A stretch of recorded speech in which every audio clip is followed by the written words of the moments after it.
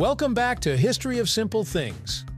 Today's topic comes from one of our viewers, at Berrybrooks 1967. Thanks for the great question. You asked, why does a hen suddenly camp out in the nesting box like she's guarding a priceless treasure?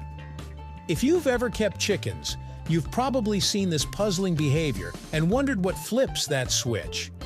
What looks like pure stubbornness is actually a powerful biological process kicking into gear. Nesting is driven by hormones, instinct, and environmental cues, all working together to prepare a hen for motherhood. So what's really happening inside her body, and why does she refuse to budge?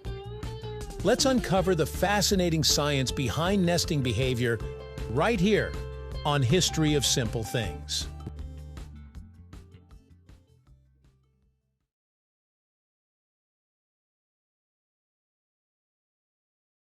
When people say a hen is nesting, they usually mean she has gone broody.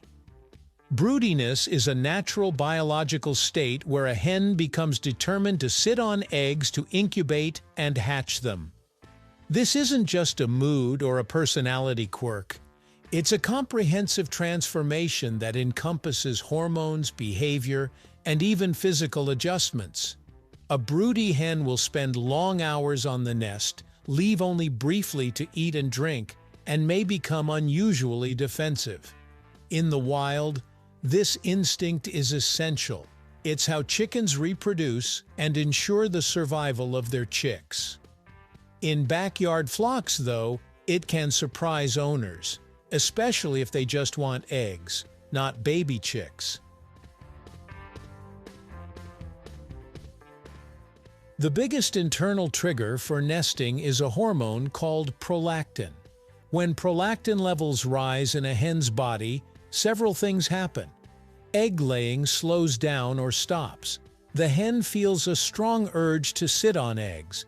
Maternal behaviors kick in. She becomes more attached to the nest. Prolactin is the same hormone involved in parenting behaviors in many animals, including mammals. In chickens, it tells the hen, it's time to stop laying and start incubating. Once prolactin reaches a certain level, broodiness can become very persistent, even if you remove the eggs.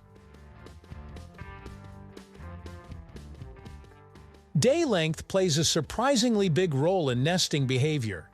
Longer days in spring and early summer increase a hen's reproductive hormones. More daylight tells her body that conditions are good for raising chicks. More food, warmer temperatures, and longer days all signal that it's a good time to reproduce.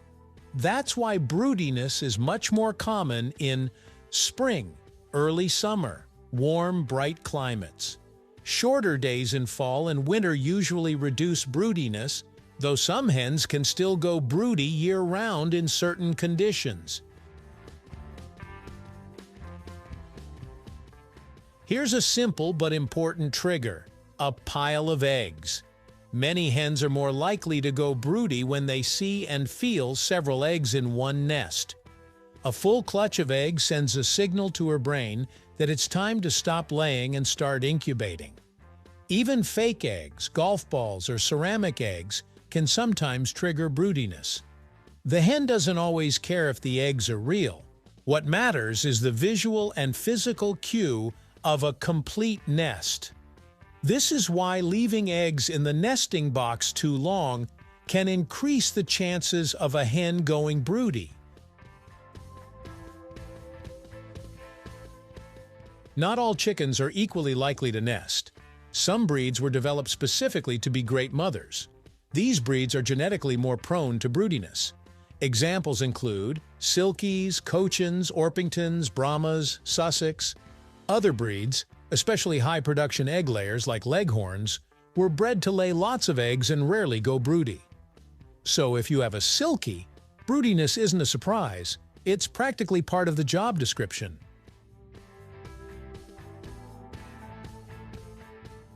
Warm, cozy nesting areas make broodiness more likely. Hens prefer dark, quiet, and comfortable spaces. If a nesting box is warm, padded with soft bedding, private and dim, it becomes much more attractive for long-term sitting. Cold, bright, or uncomfortable nesting areas are less likely to encourage broodiness. Basically, if the nest feels like a luxury spa, your hen might decide to move in permanently. Chickens are social animals, and they absolutely influence each other. If one hen goes broody, others may be more likely to follow. Seeing another hen sitting on a nest can act as a behavioral cue, especially in flocks with broody-prone breeds. It's not guaranteed, but broodiness can sometimes spread like a trend in a flock. When a hen goes broody, her body actually changes to support incubation. Some of these changes include development of a brood patch, feathers thin on the chest so skin can touch eggs directly, increased body heat transfer to eggs, reduced appetite, stronger attachment to the nest. These changes help keep eggs at the right temperature for development. It's a built-in biological incubator. Here's something that surprises many people. A hen does not need a rooster to go broody. Broodiness is triggered by hormones and environment, not by fertilization. A hen can become fully committed to sitting on unfertilized eggs that will never hatch. From her perspective, the job is the same: sit, protect, and wait. This is why backyard keepers sometimes find a hen sitting for weeks on eggs that will never produce chicks. Sometimes changes in a hen's routine can also affect her hormones and behavior. Things like new coop setup, changes in flock members, predator scares, sudden temperature shifts. These don't directly cause broodiness, but they can influence hormonal balance and nesting behavior in some hens. Once prolactin levels are high, broodiness becomes self-reinforcing. The longer a hen sits, the stronger the instinct becomes. The more attached she gets to the nest, the harder it is to stop the behavior. That's why some hens will sit for weeks, even if there are no eggs under them. In nature, this persistence is a survival feature. In backyard flocks, it can feel like your hen has decided to go on strike.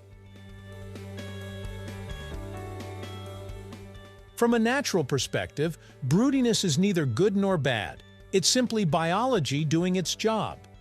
On the positive side, nesting allows hens to raise chicks naturally, produces excellent mother hens, and supports natural flock reproduction. On the downside, a broody hen usually stops laying eggs, may lose weight, and can develop health issues if she doesn't eat or drink enough while sitting.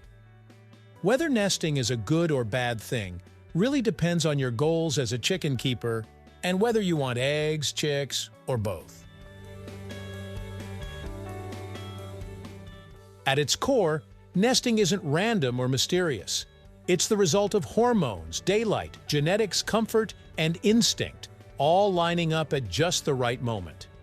Your hen isn't being dramatic. She's responding to millions of years of evolutionary programming that says, now is the time to become a mother. Thank you for watching. If you have suggestions for our next video, feel free to share them in the comments below. We'll be sure to give you an acknowledgement for your contribution.